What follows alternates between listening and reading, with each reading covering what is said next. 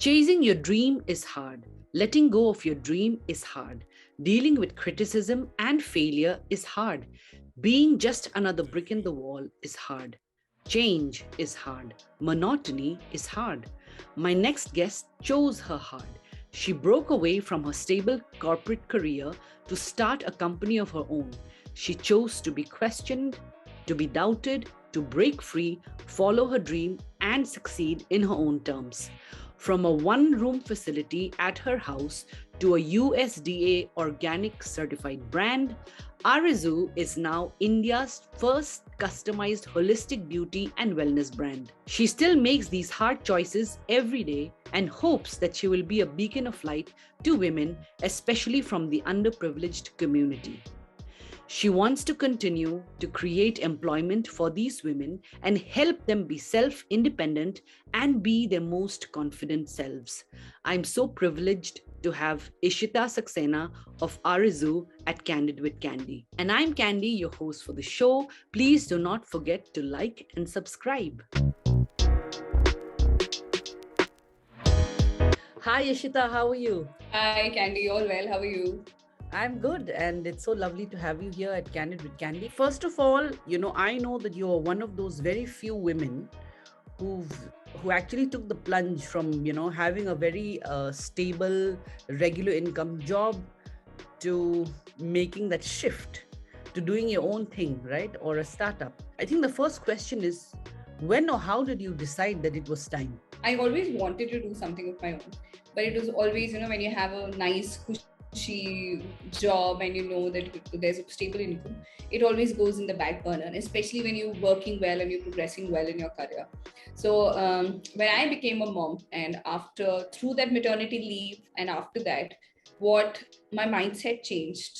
You can see there's a shift in the mindset and you just want to follow your passions more because you get more time to think about things, what you want to do in life. Besides that, post motherhood, the roles that I was getting were not that great as it used to be earlier in the corporate world. It was a thought, it was just a trigger point, and my husband just mentioned to me, you know what, you've been thinking of starting off for so long, maybe it's a good time. Just take a break from work. You can prioritize yourself, your time zones, you can look after the kid, and let's see if it goes well enough. If it doesn't go well, you can always go back to work. So that, I think motherhood just triggered it, and one fine day I just put that chingari inside. Okay, why not give it a shot? So yes, I took a sabbatical for work for a few months, tested out my idea, and then quit my job. So if you were to learn from you, become a mother, and then these ideas will start. It's been something like, even before we got married, I used to always discuss this with Meg that eventually I would start up something of my own and do something for a women upliftment or create some jobs for them. Thankfully, motherhood brought that stopover, I would say. So then let's now, quickly shift to what you actually do today, right? Arezou. First of all, what does it mean? I think that's, the first question that I have. And tell us all about what you do there. Right. So Arezou is a Persian word. It means a wish or a desire. So the whole objective of starting Arezou was that I wanted to make products or bring about a brand which help people fulfill their desires, just to work towards them. So it really resonated with that ways, and it had that nice Sufi feeling to it, to the name that rings there. So that is one of the reasons why we chose the name. I am a holistic beauty guide and a holistic wellness guide. So I help people and motivate them on the journey of healthy, happy living. I help them understand how you can take care of yourself holistically through the power of aromatherapy, essential oils, carrier oils, just inspired by ancient wisdom, and how it in turn helps you become more confident version of yourselves, how it helps you stay healthy, stay happier, and generally have a much more fulfilling life. So that is what we do at Arezou. We've been a completely bespoke and customized self-care brand till now.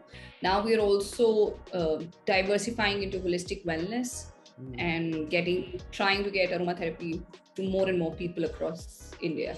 Aromatherapy is it something that is gaining popularity, or where are we right now when it comes to the market? So in India, what has happened is that Ayurveda has been across here available throughout, and Ayurveda always had that power, and people know about it. What we never realized was that aromatherapy was also a part of Ayurveda.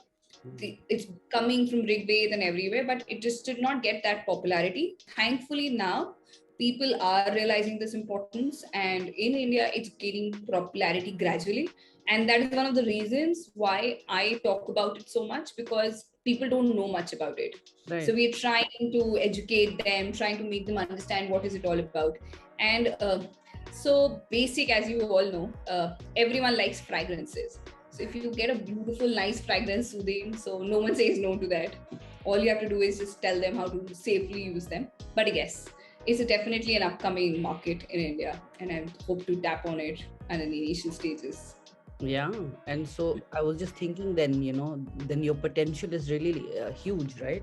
So all the very best with that. What do some of your happy customers say? The good part is, so we've grown till now only through networking. Uh, we've not done any branding or marketing as such. Thankfully, it's been very majorly word of mouth. And if I've had customers who've been loyal throughout and then they just referred their clients, friends and family. I'll tell you an example of a client of mine. She went to a spa she went to a travel to Goa, and she went to a high-end spa and she took my face oil to the spa lady, and she said, I'll just do a face massage with this, I don't use any other oils. So this is what validation comes from the customers, that yes, whatever we're doing is right. All this is great, right? Right now you're probably at a space after 4 or 5 years. You're able to do what you do, and through your networking, you probably have enough clients and more, and there's obviously going to be more growth. But I'm sure that came with a lot of the fear of failure, and failure, I'm sure, not only just the fear, but a lot of things that you would have gone through as you started off your journey as an entrepreneur. So can you tell us probably about maybe the top 3 learnings? First and foremost is that you have to really work hard. You have to hustle. And by hustling, I mean you do not see instant results. It's not that we did something today and no one is going to come down and praise you. Uh, in the corporate world, you're like, you did a good job, your senior management comes and praises you, gets clients, feedback, and everything. Here, ultimate feedback, of course, is from the customers that we have, but reaching the customers, there's a long way before you actually reach the end customer. And when they start appreciating the product, you have to be self-disciplined, most importantly, because that switch from someone driving you to yourself, you yourself driving you, is a very big switch. uh, and there will be people doubting you, there will be people questioning you at every stage. So you really have to be passionate about what you're building, you really have to be confident about what you're building, and just keep working towards it. All this being said, you also have to be very adaptable, because you might start with an idea and 6 months down the line you see, the customers are not accepting it, or it's just not going down. So you have to let go and be ready to just change paths to something else. Taking feedback is one of the very biggest learnings that you have to take. That's just the iceberg, if you ask me. That's the tip of the iceberg, because with that, what is attached is also your ego. And somebody telling on your face, ki boss, what you're making is not right. How do you swallow that pill? Yeah. Someone, I don't know, I don't like this product, what are you making, this doesn't work. And you're like, no, it worked for the other person, no, it's not working for me, it's Yeah, useless. that is why I say that I have so much of awe, right? I'm in awe of such women. When I see people, when I see especially women take that step, it really is amazing. So congratulations, and we are so proud of you, Ishita. Thank you so much, dear, thank you. Really, hats off to you. And now people look at you and they're like, oh my god, I want to become her. How does that feel? I just hope I reach that level. It is good to have girls being inspired. It makes the efforts worth it, because a lot of times people close to you are not able to understand or acknowledge what you're trying to build and what you're trying to do. But when the outsiders come and appreciate you or appreciate the effort, it means that yes, you've done something substantial in life, and it just gives you the drive that yes, you have to keep growing. So, you just briefly touched upon the fact that you wanted to create employment for people when we began, right? Yeah. And so tell us a little bit about that. Plus, one key question is, what do you want to be known as an employer? When I was doing my MBA, I used to go to this small quaint cafe which was run by army widows. Okay, so they had these small young girls. It was a small place. They had these handwritten cloths and these materials, and they used to have those homemade cakes. And that is where the whole thought came that I'm going to create something where I can employ women. So the whole objective of Arezou, and even now, very honestly, I 80 to 90% of the people I work with are women. Be it freelancers, be it support staff, be it my employees in my own factory. I try, and especially with girls who are from the underprivileged community or the marginalized community, because you see the drive in them. They really want to learn. And I really want to just encourage them that yes, there's more to life than just getting married. Especially when they come, the background that they come from, everyone is like, okay, why do you need to work? Someone is in like a tempo traveler's sister or something of that sort. Or someone is from a very tier 3 city, very, very small cities, and they're just trying to make things work for themselves. I just want to make my products to be such that it gives confidence to my customers. It should also be, it's giving livelihood and confidence to the people I'm employing. The army widows, I mean, that just spoke to me as well, as you were talking. And this is the impact that it has on you. So what I hope is, when people hear about your objective and why you do what you do, there'll be 10 more women listening to this, and they'll say, wow, that spoke to me and I want to do what she's doing. And that's how you will, that is the literal sense of networking, right? You actually Yes. do the network of that. So that's what I hope for you. Time management, as a mother, as a businesswoman, as a wife, there are tons of things that you juggle. So how do you manage your time effectively? Schedule is very important. We have a very fixed timetable we work on. Just goes 30 minutes up and down, or maybe something that sort. My husband is an amazing partner. He takes care of a lot of things. What we've done is, Mayank and I have done is that I work mornings, and his time zones are generally till late evening. So he handles a lot of stuff at home in the morning, and of course support staff. You need that. I always say you need to delegate the non-necessary work to the support staff and keep the transactional work to the support staff, and look at more priority items yourself.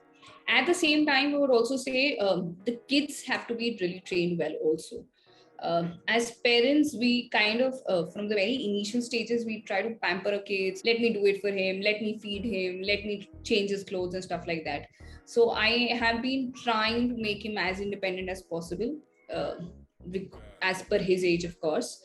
So that has helped us immensely. He respects our timings. He respects if I'm in a meeting or if Mayank is in a meeting. So he understands boundaries. He tries to do things himself. So that has worked really wonders with us. We make him independent. That gives us time also to focus on our energy somewhere, and he becomes a better kid himself too. And I think that's a whole new subject that we can talk about. But just a couple of points, right? I think especially as Indians, a lot of times when you're trying to make your children independent at a certain age, they equate it to negligence. Yeah.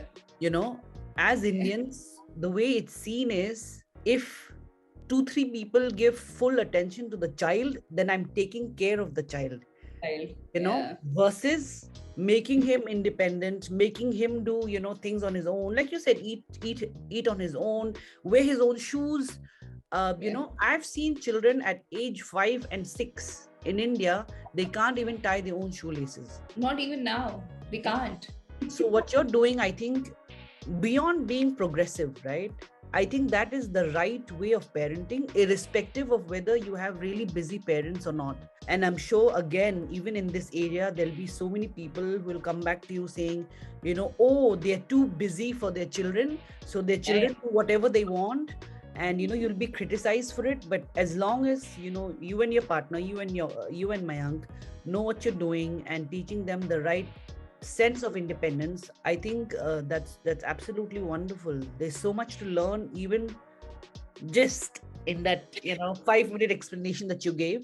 So Yeah. the last question that I have for you is, what is your dream? My dream basically is to make aromatherapy, of course, reach every household in India. Second point is that, as I said, I want to generate employment for as many women as I can, and be a beacon of light for girls generally, that anything is possible at any age, and all you have to do is just carry yourself with panache and confidence.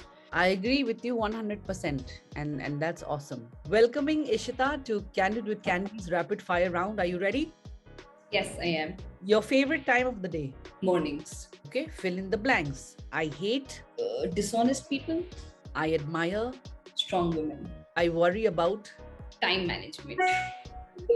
Who would you say inspires you? Shehnaz Hussain. Indra Nui. Gurgaon or Hyderabad? Gurgaon. Anytime. What's your favorite activity with your son? We like swimming together. If your son was to see this video 10 years from now, what would you say to him? 10 years from now, you're the nice gentleman boy I wanted to make out of you. And please continue to be so. Very good. What's your favorite drink? Wine, red wine. Okay. All right. Thank you so much for your time, Ishita. I hope you enjoyed our conversation. Here is a short clip to showcase an employee's feedback. Don't forget to subscribe. Hi everyone, I am Tamanna. I loved her work ethics and her seriousness. I loved her vision towards her brand. She is definitely a great entrepreneur and a human being, and I'm looking forward for her growth. Thank you.